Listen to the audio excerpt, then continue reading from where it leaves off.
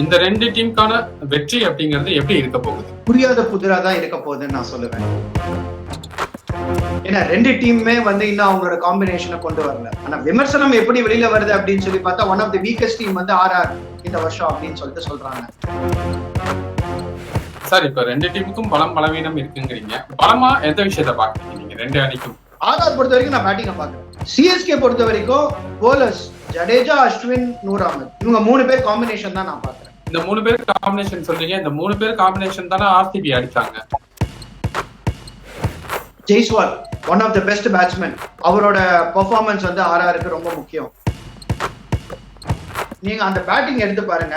Jaiswal, Samson, அதுக்கப்புறம் பராக், இந்த 3 பிளேயர்ஸை compare பண்ணும்போது சிஎஸ்கேல இருக்கிற ஒரு 3 பிளேயர்ஸ் கம்பேர் பண்ணுங்க. யார் இருக்காங்க உங்களுக்கு? On papers Rajasthan batting better than CSK batting. இந்த பிளேயிங் லெவல்ல ஏதாவது சேஞ்சஸ் இருக்கிறதுக்கு வாய்ப்புகள் இருக்கா? சாம் கரனோட பொசிஷன் கேள்விக்குறியா தான் இருக்கு. பேட்டிங்கும் அந்த அளவு ஆடல, போலிங்கும் அந்த அளவுக்கு அவர் போடல. ராகுல் திரிபாத்தியை உட்கார வச்சு டெவான் கான்வே ஆட வைக்கிறதுக்கான பாசிபிலிட்டி இருக்கு.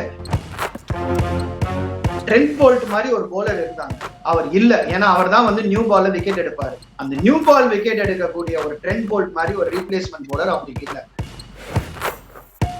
இந்த 2 பேருக்கான பேட்டில்ல யாருக்கான வின்னிங் பாசிபிலிட்டிஸ் அதிகமா இருக்குங்கிறீங்க? பால் கொஞ்சம் ஸ்டாப் ஆகி வரும், அதனால அட்வான்டேஜ் சிஎஸ்கே. இந்த மேட்ச் சிஎஸ்கே வின் பண்றதுக்கான ஒரு சான்ஸ் எக்ஸ்ட்ரா ஒரு 10% இருக்கு. அசாம் மக்கள் எல்லாருமே தோனி ஃபேன்ஸ். அது என்னதான் ஆர்ஆரோட ஹோம் மேட்சா இருந்தாலும் நீங்க நாளைக்கு பார்க்கக்கூடிய ஒரு விஷயம் என்ன, மேட்ச் டைம்ல பார்க்கக்கூடிய ஒரு விஷயம் என்ன அப்படின்னு சொல்லி பாத்தீங்கன்னா ஃபுல்லா எல்லோ ஜெர்சி தான். ஹோம் மேட்ச் ஆடுற மாதிரி தான் உங்களுக்கு கவுஹாட்டில.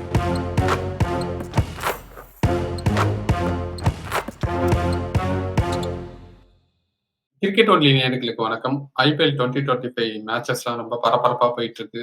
அடுத்த முக்கியமா பார்க்கப்படுற ஒரு மேட்சா ஆர்ஆர் வெஸ் சிஎஸ்கே. ஸோ இந்த மேட்சுக்கு என்ன மாதிரி காம்பினேஷன் இருக்க போகுது, என்ன மாதிரி அவங்க ஸ்ட்ராட்டஜிஸை யூஸ் பண்ண போறாங்க அப்படிங்கிற டீட்டெயில் நம்ம கிட்ட பகிர்ந்துக்கிறதுக்காக நம்ம கூட இன்னைக்கு கிரிக்கெட் அனலிஸ்ட் தினேஷ் இருக்காரு. அவர் கூட பேசலாம். சார் வணக்கம். சார் வணக்கம் சார். ஆர்ஆர் இப்ப எடுத்துக்கிட்டோம்னா இந்த ஐபிஎல் 2025ல 2 மேட்ச் விளையாடி 2 மேட்சும் தோல்வி அடைச்ச அணியா ஒரு அணி வந்திருக்காங்க. சிஎஸ்கேவை பொறுத்த வரைக்கும் 2 மேட்ச் விளையாடி இருக்காங்க ஹோம்ல. அதுல 1 வெற்றி 1 தோல்வி. இந்த 2 டீமுக்கான வெற்றி அப்படிங்கிறது எப்படி இருக்க போகுது? புரியாத புதிரா தான் இருக்க போகுதுன்னு நான் சொல்லுவேன். ஏன்னா சிஎஸ்கே நம்ம 2வது மேட்ச் வின் பண்ணியிருந்தாங்கன்னா ஒரு கான்பிடன்ஸோட போறாங்க, ஒரு ஃபேவரட்ஸ், ஒரு செட்டில் லைன் அப் இருக்கு அப்படின்னு சொல்லலாம். ஃபர்ஸ்ட் மேட்ச் வின் பண்ணோன்னா ஓகே, டீம் நல்லா இருக்கு, பேலன்ஸ் இருக்கு, மும்பையே வின் பண்ணியிருக்காங்கப்பா அப்படின்னு தான் ஒரு ஒரு பேச்சு இது இருந்தது. போலிங் நல்லா இருக்கு, இந்த 3 காம்பினேஷன் அஸ்வின், ஜடேஜா, நூர் அஹ்மத் நல்லா போடுறாங்க அப்படின்னு சொல்லிட்டு இருந்தது. இதுக்கு முன்னாடி நான் ஒரு விமர்சனம் சொல்லிட்டு இருந்தேன். நீங்க முன்னாடி இருக்க இந்த ஷோஸ்லயே நிறைய மக்கள் இதை கேட்டுட்டு இருக்கும்போது அவங்களும் யோசிச்சிருப்பாங்க. நான் திருப்பியும் இந்த போலிங் பத்தி தான் நான் பேசினேன். ஸ்பின் போலிங் பத்தி அந்த அளவு நான் பேசல, ஏன்னா அந்த ஒரு 3 காம்பினேஷன் நல்லா இருக்கிறதுனால. ஆனா ஃபாஸ்ட் போலிங் ஒரு பெரிய ஒரு கேள்விக்குறியா தான் இருக்கு அப்படின்னு சொன்னேன். ஸோ சிஎஸ்கே பொறுத்த வரைக்கும் இந்த ஃபாஸ்ட் போலிங் ஆப்ஷன்ஸ் இல்ல. நிறைய சேஞ்சஸ் பண்றாங்க. இந்த மேட்ச் போன மேட்ச் சேஞ்ச் பண்ணதுனால இன்னும் ஒரு செட்டில் காம்பினேஷனே இல்லாம இருக்காங்க. அதுதான் ஒரு மிகப்பெரிய கவலைக்குரிய ஒரு விஷயமா தான் நான் பாக்குறேன் சிஎஸ்கே. அதே மாதிரி ஆர்ஆர்லயும் அந்த டிராபேக் அப்படிங்கிறது இருக்கு இல்ல சார்? ஆர்ஆர்லயும் நிறைய ரன் கன்சிடர் பண்ணிருக்காங்க. அவங்களாலையும் அந்த பவுலிங் யூனிட்டை கரெக்டா எடுத்துட்டு போக முடியல இல்ல? அவங்களும் நிறைய பவுலிங்ல நல்லா ஸ்ட்ரகிள் பண்றதை பார்க்க முடியல சார். கரெக்ட். அதனாலதான் நான் அந்த ஒரு புரியாத புதிர் அப்படின்னு நான் ஒரு வார்த்தையை வச்சேன். சரிங்களா? ஏன்னா 2 டீமுமே இன்னும் அவங்களோட காம்பினேஷனை கொண்டு வரல. ஆனா விமர்சனம் எப்படி வெளியில வருது அப்படின்னு சொல்லி பார்த்தா one of the weakest team RR இந்த வருஷம் அப்படின்னு சொல்லிட்டு சொல்றாங்க. சரிங்களா? எந்த அளவுல இருக்க போகுது, யாரு விளையாடி கொடுக்க போறாங்க, என்ன நடக்க போகுது அப்படின்னு சொல்லிட்டு நமக்கு அங்க தெரியல. ஆனா 2 டீமுமே ஒரு தப்பு பண்ணியிருக்காங்க போன மேட்ச். சரிங்களா? ஆர்ஆர் எடுத்தோம்னா ஷிம்ரான் ஹெட்மயர் ஒரு நல்ல பிளேயரை கீழே விளையாடினார். சரிங்களா? அதே மாதிரி சென்னை சூப்பர் கிங்ஸ் நீங்க என்ன வேணாலும் சொல்லலாம், தோனி அவர் பாஸ் த பிரைம் இந்த மாதிரிலாம் நிறைய பேசலாம்.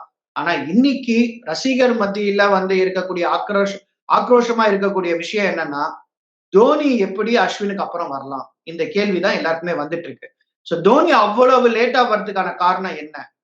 நீங்க சோசியல் மீடியால போடுறாங்க, அங்க போடுறாங்க, அவர் டியூரிங் பிராக்டிஸ் கேம்ஸ்லாம் செம்மையா அடின்னு அடிக்கிறாரு, எவ்வளவு ஃபிட்டா இருக்காரு பாருங்க, தோனி தலைவா அப்படின்னு வந்து ஒரு ஒரு இது ஒண்ணு வருது, அந்த ஒரு காட் வர்ஷிப் வருது, கரெக்டுங்களா? ஆனா மேட்ச்ல ஏன் அவர் முன்னாடி வந்து ஆட மாட்டேங்கிறாங்கன்னு சொல்லிட்டு தான் வந்து ஒரு கேள்வி எல்லாருக்குமே.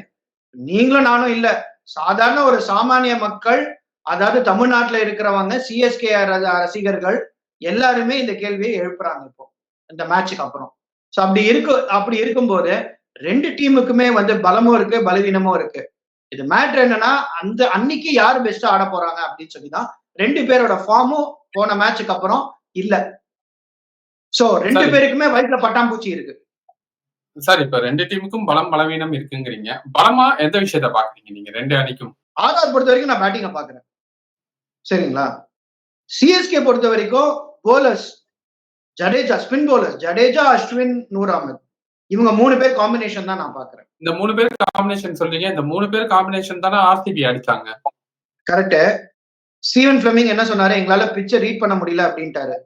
ட்ரெடிஷ்னலா என்ன இருக்கணும், சென்னையில மேட்ச் நடக்குது, Tamil Nadu cricket association, CSK management 2 பேரும் வந்து அவங்க ஒண்ணு கூடி இருக்காங்க. பிச் கமிட்டி இருக்கு. பிச்சை எப்படி பண்ணியிருக்காங்க அப்படின்னாக்க ஸ்லோவா தான் இருக்கணும் அப்படின்னு சொல்லிட்டு ஸ்பின்னர்ஸ்க்கு சாதகமா இப்போன்னு இல்ல, 2008 இருந்து ஆடக்கூடிய சேப்பாக்கம் பிச்சர்ஸ் எப்பவுமே பாத்தீங்கன்னாக்க ரொம்ப ஹை ஸ்கோரிங் இருந்திருக்கு. நான் இல்லைன்னு சொல்லல, இங்கேயும் 240 அந்த மாதிரிலாம் அடிச்சிருக்காங்க. பட் ஆவரேஜ் ஸ்கோர் பாத்தீங்கன்னா 150 to 160 ரேஞ்ச்ல தான் வந்து எப்பவுமே இருந்திருக்கு. இந்த மேட்ச் 200ன்னு அடிக்கும் போது பால் பவுன்ஸ் இருந்தது, நல்ல பவுன்ஸ் இருந்தது. நீங்க பாருங்க, ஹேசில்வுட் 2 விக்கெட் எடுத்தாருல, அது ரெண்டுமே வந்து பவுன்ஸ் பண்ணி தான் எடுத்தாரு. திரிபாதி விக்கெட்டும் சரி, உங்களுக்கு ருத்துராஜ் கேக்வாட் விக்கெட்டும் சரி, அந்த பவுன்சிங்ல தான் வந்து எடுத்தாரு. அந்த பவுன்ஸ் கிடைச்சதுன்னா ஒரு போலருக்கு எப்படி மாத்த முடியும் அப்படிங்கிற உதாரணம் வந்து ஹேசில்வுட் கொடுத்தாரு. சிஎஸ்கே அது பயன்படுத்தல. நான் ஏன் அந்த பாயிண்ட்டுக்கு வரேன்னா, ஃபாஸ்ட் போலிங் கொஞ்சம் நல்லா இருந்துச்சு அவங்களுக்கு. சிஎஸ்கேக்கு அந்த ஃபாஸ்ட் போலிங் இல்ல. பிச்சு வந்து ஸ்லோ பவுலர்ஸ்க்கு சாதகமா இல்ல நேத்து. அதனாலதான் வந்து எல்லாருமே ரன்ஸுக்கு போனாங்க. இதுவே பால் திரும்பிச்சுன்னா சிஎஸ்கே மாதிரி ஒரு போலிங் ஸ்குவாடு இல்ல அப்படின்னு நான் சொல்லுவேன். இப்போ ஆர்ஆரை பொறுத்த வரைக்கும் நீங்க பேட்டிங் வந்து ஸ்ட்ராங்கா இருக்கு அப்படின்னு சொல்றீங்க. பட் ஆனா அவங்களால பெருசா கேகேஆருக்கு எகென்ஸ்டா பெரிய ஸ்கோர் எதுவுமே அடிக்க முடியல. கேகேஆருக்கு எகென்ஸ்டா அவங்களால 151 தான் அடிக்க முடிஞ்சது. அவ்வளவு பேட்டிங் ஸ்ட்ராங்கா இருக்கிற ஒரு டீமால இன்னும் கொஞ்சம் ஸ்கோரை எடுத்துட்டு போக முடியலையே சார். பேட்டிங் ஆர்டர்ஸ் தப்பா போனாங்க. சரிங்களா? 2 டீமுமே நீங்க இப்ப நம்ம கான்ட்ராஸ்டிங் ஒரு ஆஸ்பெக்ட் பார்க்கலாம். சரிங்களா? சார் அந்த பேட்டிங் ஆர்டருங்கிறது சிவம் ஹெட்மேரை நீங்க முன்னாடியே அனுப்பல அப்படிங்கிற ஒரு விஷயம் தானே தவிர பாக்கி எல்லாருமே அவங்க ஆர்டர்ல தானே இறங்கி. ஆடலங்கிற ஒரு விஷயம் ஒரு மேட்ச் ஃபெயிலியரா இருக்கலாங்க. ஆனா எல்லா மேட்சுமே அந்த மாதிரிதான் இருப்பாங்கன்னு சொல்ல முடியாது. Jaiswal okay, one of the best batsman. Okay, அவரோட பெர்ஃபார்மன்ஸ் வந்து ஆர்ஆருக்கு ரொம்ப முக்கியம். போன மேட்ச் வந்து அவரால் வந்து ஆட முடியல. போன தடவை எந்த பிச்சுமே வந்து கொஞ்சம் ஸ்லோவா தான் இருந்துச்சு. எல்லாருமே கொஞ்சம் அடிக்க போய் inside part of the bat பாத்தீங்களா, ஜெய்ஸ்வால் அடிக்க போன ஷாட் வந்து ஆஃப்ல ஆட போனாரு. ஆனா அது வந்து இன்சைட் பார்ட் ஆஃப் த பேட்ல போய் அவங்களுக்கு லாங் ஆன்ல கேட்ச் வந்தது. சரிங்களா? அது வந்து அந்த அளவுக்கு ஈஸி இல்ல. அந்த பிச் வந்து கொஞ்சம் ஒரு டபுள் பேஸ் விக்கெட்டா இருந்துச்சு.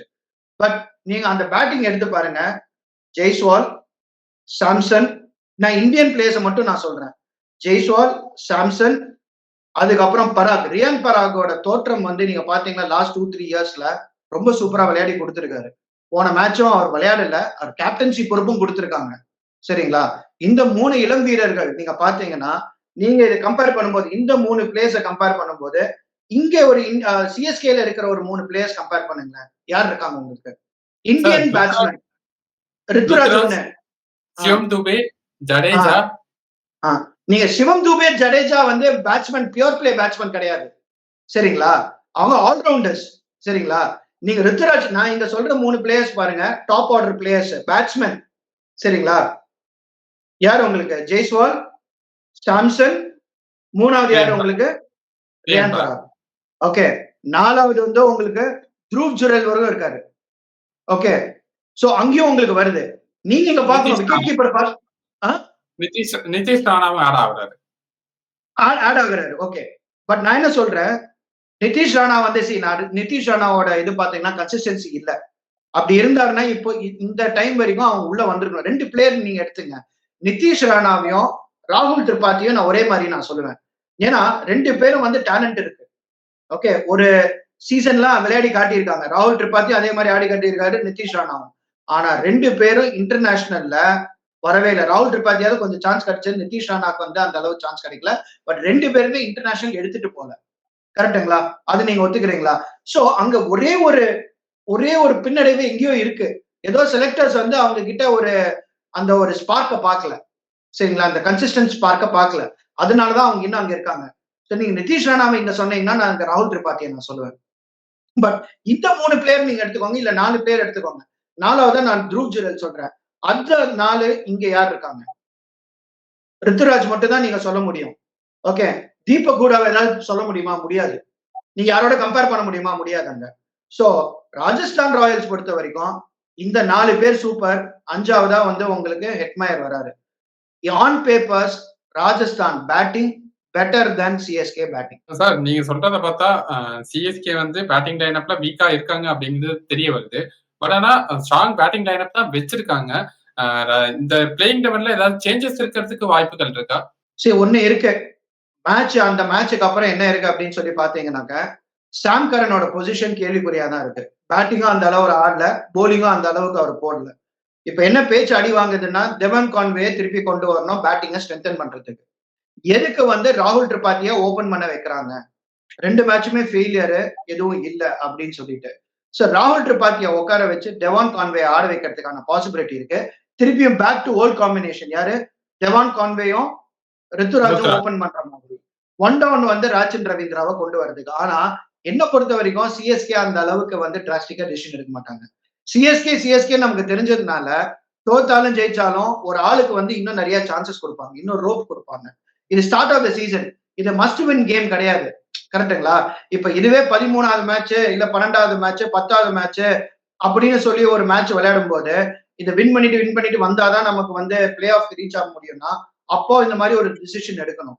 ஒரு மேட்ச் தான் தோத்துருக்கோம் அப்படின்னால பெரிய டிசிஷன் என்ன பொறுத்த வரைக்கும் சிஎஸ்கே எடுக்க மாட்டாங்க. அப்போ திரிபாத்தி அண்ட் ஹூடா 2 பேரும் பிளேயிங் லெவல்ல இருக்கிறதுக்கான பாசிபிலிட்டிஸ் இருக்கு, அப்படிதானே சார்? இருக்கு. அப்படிதான் பேக் பண்ணுவாங்க.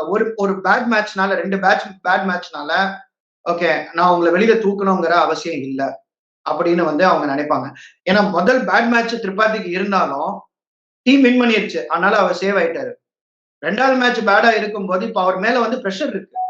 ஆனா டீம் மேனேஜ்மெண்ட் வந்து அவர் என்ன சப்போர்ட் பண்ணுவாங்க. ஏன்னா சிஎஸ்கேவோட ஒரு திறமையே என்ன அப்படின்னு சொல்லி பாத்தீங்கன்னா, எந்த பிளேயரை உள்ள கூட்டிட்டு வந்தாலும் அந்த பிளேயரை வந்து முழுக்க முழுக்க அவங்களோட உணர்ச்சிகளை வெளியில கொண்டு வந்து அவங்களோட பெஸ்ட்டை காட்டுறதுக்கான ஒரு பாசிபிலிட்டி, ஒரு பிளாட்ஃபார்மை கிரியேட் பண்ணுவாங்க.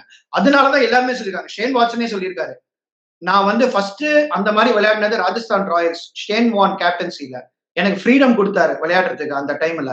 அதுக்கப்புறம் அந்த மாதிரி எனக்கு ஒரு பேக்கிங் எங்க கிடைச்சதுன்னா தோனி கடியில கிடைச்சது அப்படின்னு சொல்லியிருக்காரு.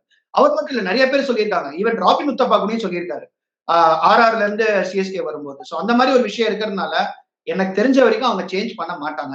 ஒரே ஒரு சேஞ்ச் என்ன நடக்கும்னா, சாம் கரன் வெளியில போய் அந்த போலிங்கை ஸ்ட்ரென்தன் பண்றதுக்கு திருப்பி நேதன் எல்லிஸை கொண்டு வரலாம், டிபெண்டிங் அப்பான் த விக்கெட்.